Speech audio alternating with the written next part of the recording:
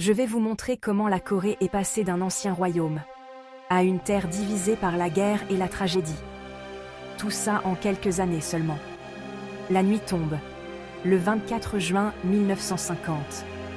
À 4 heures du matin, les soldats nord-coréens déferlent sur le 38e parallèle, prenant d'assaut la Corée du Sud.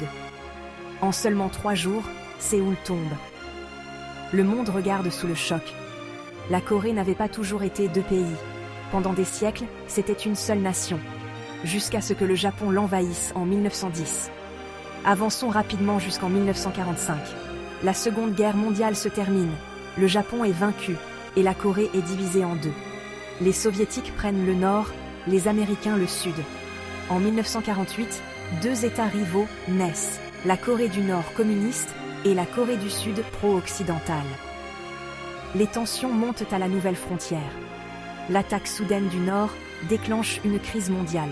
Le président américain Truman fait appel aux Nations Unies, qui condamnent rapidement l'invasion. Une force internationale dirigée par le général MacArthur débarque en Corée, repousse l'ennemi et reprend même Séoul. Pendant un instant, la victoire semble proche. Mais alors, tout change. La Chine envoie des centaines de milliers de soldats pour soutenir le Nord.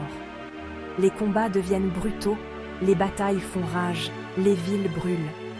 Des millions de personnes se retrouvent prises entre deux feux, soldats, familles, enfants. Les espoirs de paix s'estompent alors que les lignes de front se figent près de l'endroit où tout a commencé. Les négociations s'éternisent pendant des années. Ce n'est qu'après la mort de Staline que les dirigeants signent un armistice en juillet 1953. Pas de traité de paix, juste un cessez-le-feu tendu. La Corée reste divisée, des familles séparées à jamais, des cicatrices non refermées.